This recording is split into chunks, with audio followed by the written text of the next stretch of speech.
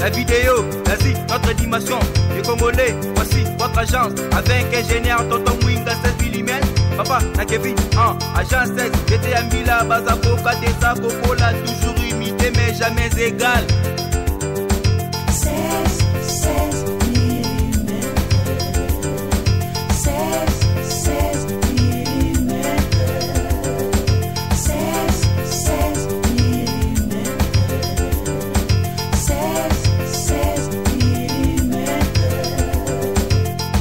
Réalisation, clip vidéo, théâtre et cinéma, publicité, documentaire, magazine, reportage mariage, reportage d'aide et émission.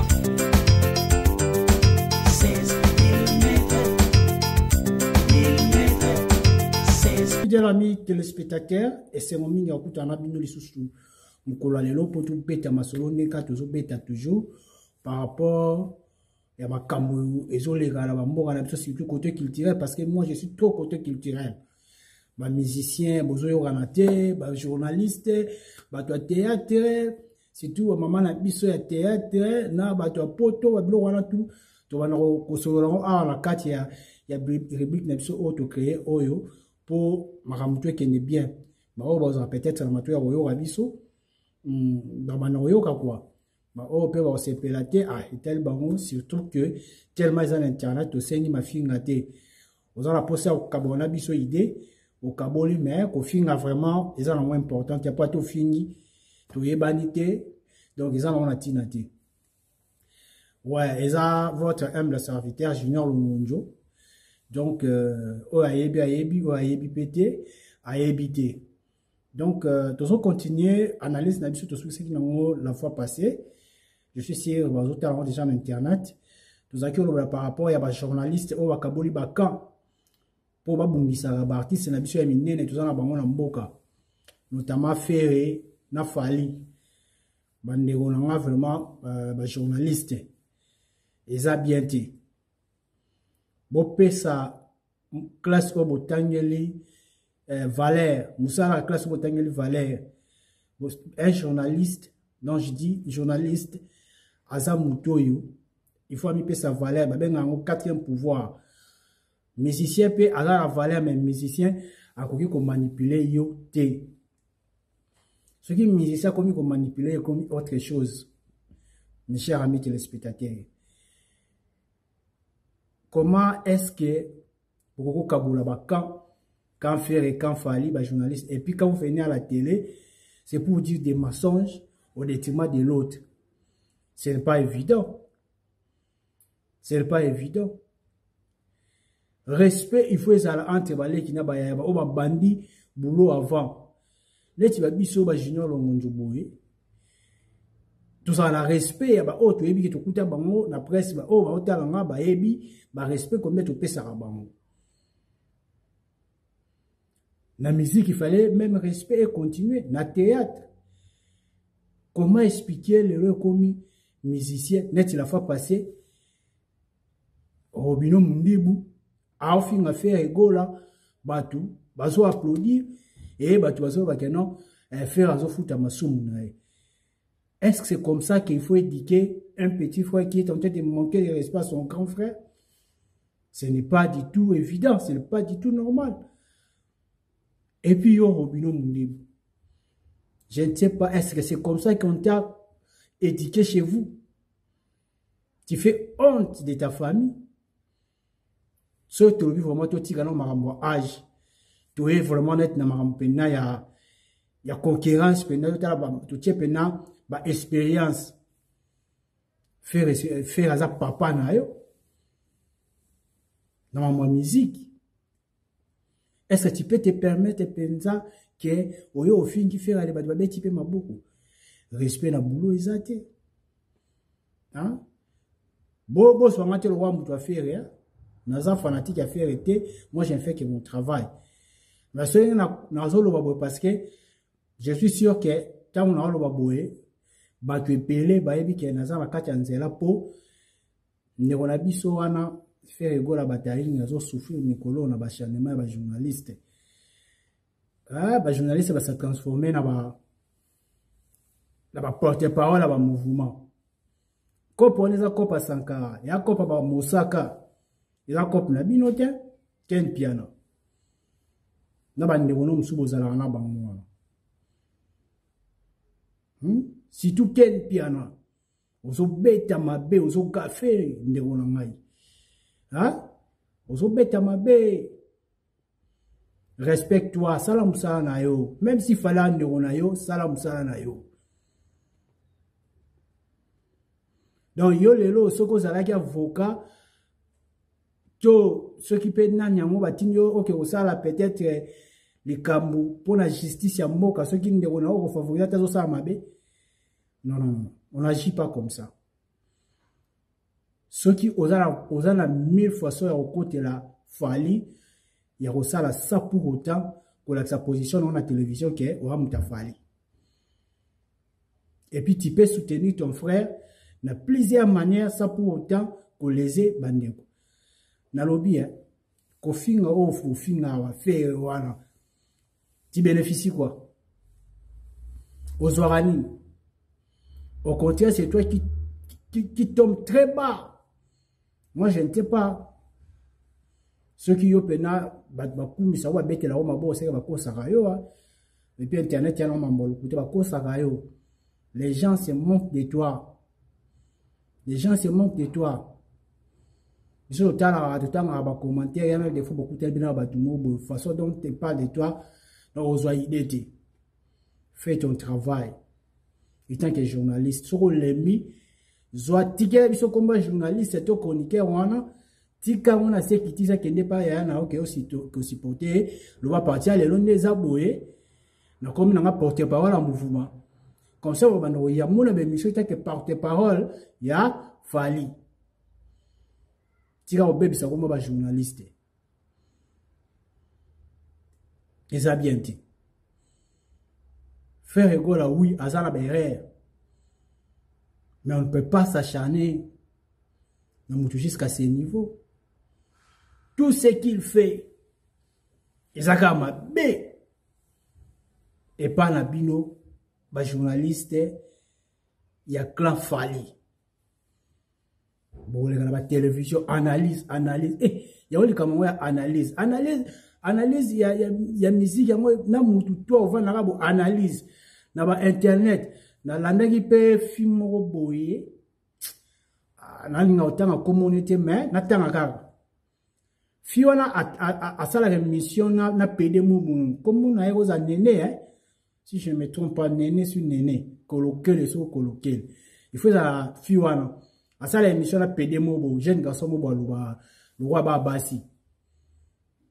Nathalie Bango, azo critiquer tout pédé wana, so ba be affaire. Na façon mon bino ba gaulois, mais qui c'est quelle histoire? Est-ce que faire ça la musique pour na ba gaulois? Tu fallait ça la musique pour na ba warrior? Fallait ça la musique pour na monde. Faire passer la musique pour le monde. Bato tout baza pour ça oyoka bato faire baza pour ça bayoka fali bato fali baza pour ça bayoka faire musique ya mwana. En o bokomi ko lakisa entre bino et ya ko matina niveau mususu mutu ya faire ko yoka nzembo fali te mutafala ko yoka nzembo faire te pona bino ba journaliste bozo boma carrière ya bande na biso. Bozo boma ngo penda na ninga osakana te. Ce n'est pas bien. Faites votre travail. Donc, et comme il faut émettre tellement en internet, il faut au les cas, au fin à faire, au fin à faire, et puis, moi, mon qui va au la fallu. Bon, moi, on dirait Prince, Charlie Prince. Charlie Prince, moi, killer, na moi, on peut yaka na moi, moulunyemo, mais, na moi, on va bête à mon état moi propre. Bah, il y a un benjirité. Mais ce n'est pas bien. Charlie Prince, c'est un grand journaliste. J'étais connu à la RTVS 1. Ah, j'étais connu là-bas. On a la Global Télévision. J'étais connu là-bas. Tu es un grand journaliste et puis, vous avez un charisme. Tu as la bande, étant que grand journaliste.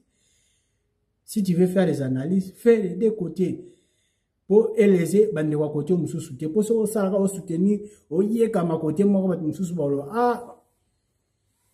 ola muta fait sala boulot comme monsieur na mona ba masala nga ba matika somo asala pe boulot na bien ba matika somo we idéologie ba bon ba sala boulot bi ba sala katikati to sala ba mami lela tozana ba Hélène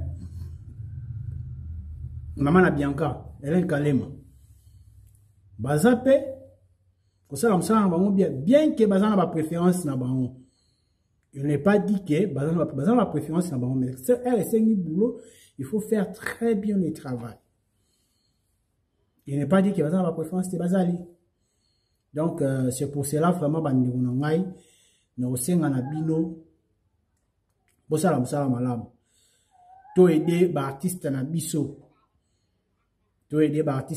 notamment faire rigola fallait poupa bakoka ko kende liboso na msala na bango botika biloko wana et puis na conseiller ve na biso mbuta dikasu ve fali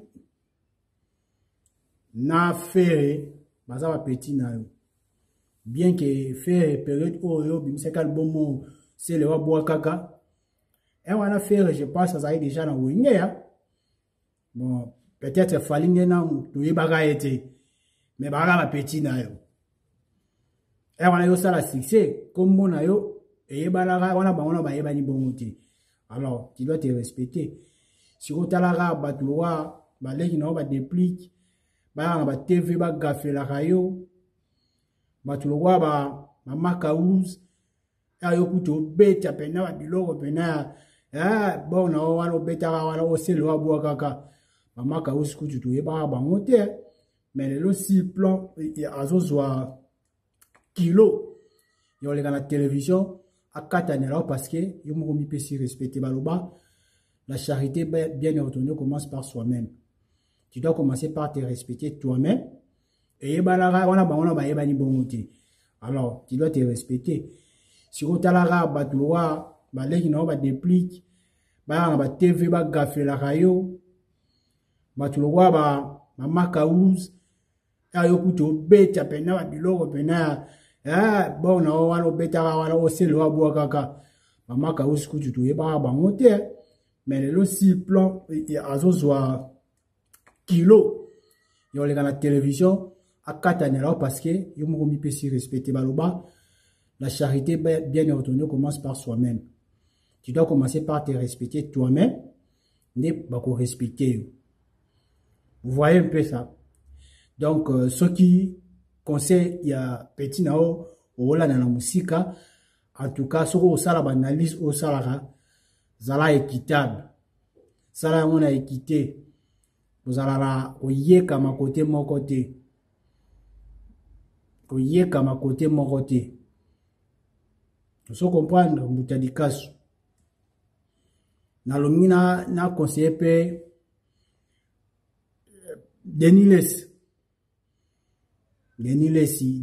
yope, il faut ça très attention à l'analyse. Je ne sais pas ce que tu fais. Si tu fais du porte-parole de Fali Poupa, ou soit au tiki cop, no ya ote ya, to oye, okomi, je ne sais pas, okomi, n'était pas okomi nani. Parce que si tu passes à la télé, tu ne parles que de Fali. Il y a fait, et puis il y a même des gens qui prend du lourd, il y a retourné ma question au détriment, il a fait. Et puis tu lui réponds calmement. Est-ce qu'un serviteur de Dieu peut agir de cette façon? Ah, bandini. Bandero, bossa, mais en Congo, faut, bossa la rappeler quand même, bossa la fanatisme, bossa la rappeler, ça au Kindi. Moi, je n'ai pas un problème particulier avec Denis Lessi. Mais ce qu'il fait, il fait la honte des hommes de Dieu, comme vous les appelez. Un pasteur à la bon montagne, un pasteur qui se donne des positions. D'ailleurs, tous autres déplorés pour les journalistes, où ils ont fait sa position. Dans autres télémélanges, et maintenant un pasteur qui dit qu'il y a un pasteur, il y a un warrior. Oh, on a fallu après t'es là-bas. C'est comme ça. Même si tu étais parent dans une famille et que tu vois deux enfants en train de se chamailler, oh là que sa position est moins à mon lingi. Ah non, pasteur, revois un peu tes comportements, tes habitudes et revois un peu ce que tu es en train de faire. Ceux qui ont les logos au bout, ils sont ma canisse au côté de moto. Demande de conseil auprès de tes frères et tes amis pasteurs. Et au Sungayo. En tout cas, tu es en train de faire la honte. Je ne sais pas si tu as aussi une femme et des enfants à la maison. S'ils ne te disent pas, c'est que tu es à côté. Au moins, que on peut pas comprendre que ça copie. Moi, les autres laissent ça. Mais, ceux qui peuvent copier, les autres laissent ça. Bon, il y a un bon mot pour la salité. Il y a faux là. Donc, Denis Lessi, il faut faire très attention. La façon dont on met la macambo. On risque de même petit mike va manquer na niveau moro aux okutata iditi. Donc le lot vraiment si j'ai ça qui en wana to me ga pe ko sangisa bande ko na biso. Surtout to la par rapport à faire pour la qui ken pia oh atinda batuna ba c'est les promotions bon mutu na la façon o amemela mamna dans la façon où il y a un mouvement.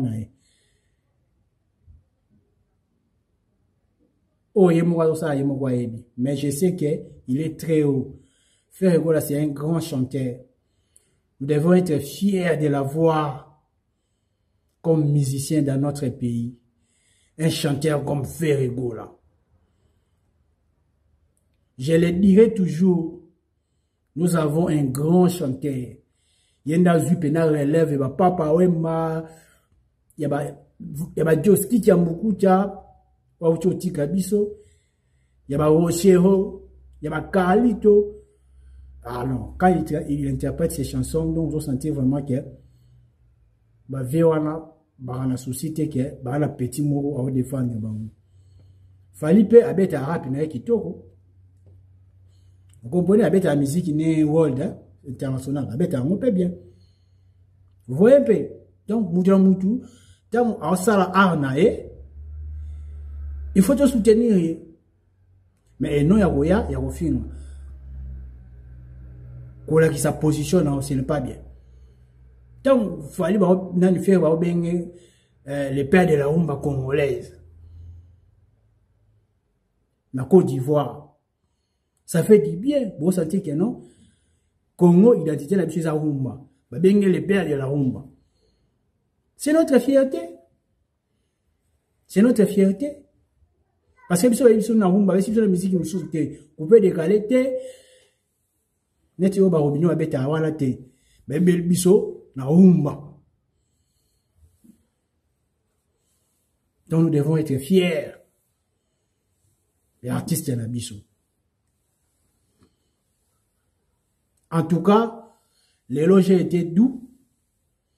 En tout cas, j'ai été doux dans ce Lanabino. Par rapport, il y a un gisement, il y a un chronique fouati, un journaliste fouati, ou les gars dans une émission, pour qu'on criminera, un musicien sous au détriment, il y a une mission. Aujourd'hui, je n'ai pas voulu citer beaucoup de noms de journalistes, on a moins de tendance. Mais je vous ai parlé en général. Mais si on attend comme le roi Bakien piano, et ça parce que ça n'est de trop. Comme on les gâte, finga ba maman ya ba ferré, kobenga gaeo, jassé, mukuse, bova. Comment est-ce que tu peux t'attaquer à une personne comme ça directement? Même si on n'a pas peur de la justice. Même si que oyebi ke soko koti ba obimisa yo. Non, c'est pas jusqu'à ce niveau. Aujourd'hui, je précise que je été doux.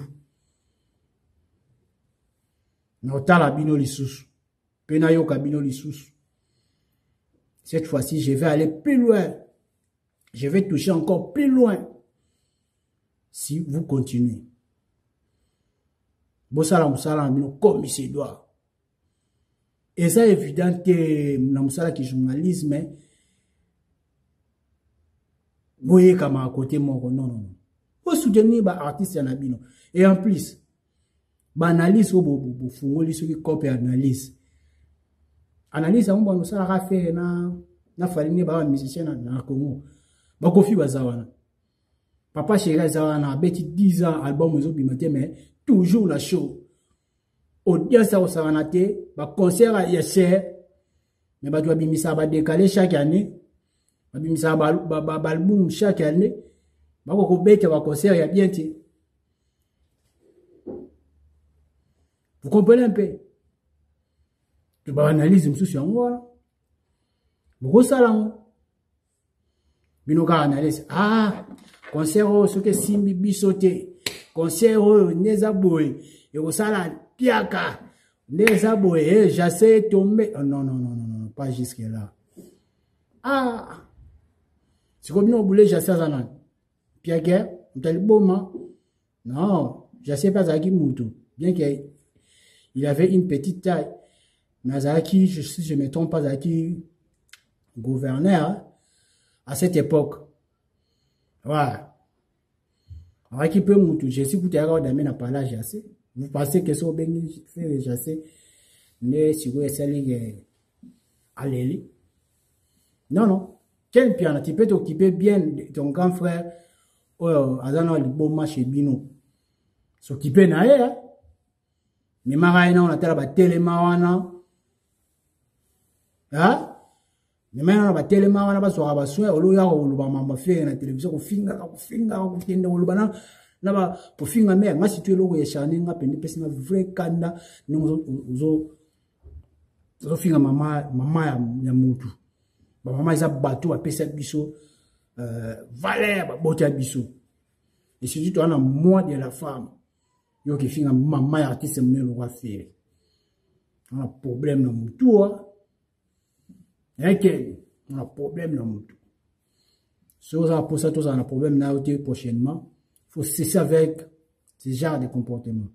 Ce qu'on met le bana oya suna uluba. Félicitations au concert à Côte d'Ivoire, tous les deux concerts. Tu as fait preuve. Il y a un grand artiste. Binomo bomo na giti faire ya comme la Côte d'Ivoire tala ba chanter kuna ne ba parole ba nzembo faire nzembo kotinga mabe nzembo ena salano ki professeur Polo Santa kokite tala ndenge jo la parole ki on mais to boite côté fali pe ba petwana o ba kiola na pe ba interpréter ki pe ba nzembo fali net petwana no ma fali oya o fali. Petit on a la kiol mais aimi nzembo fali. Petit mususu wana aza aveugle mais aimi nzembo fali. Donc vous comprenez que fali génération na yango faire répéter génération na yango. Il faut analyser ça là bon. Parce que les opé ça maman wele ngigu. Botali bato va interpréter nzembo fali na Cameroun. Botali aussi ko basala ya faire go là na Côte d'Ivoire. Au pesé. Bon, pour nous, vraiment, tout ce qui est là, pour écouter prochainement. Ciao. La vidéo, vas-y, notre dimension. Les Congolais, voici votre agence. Avec ingénieur Tonton Winga 16 mm. Papa, na Kevin, agence 16. J'étais à Mila, Bazako, Kadesa, Coca-Cola, toujours imité, mais jamais égal. 16 mm. 16 mm. 16 mm. 16 mm.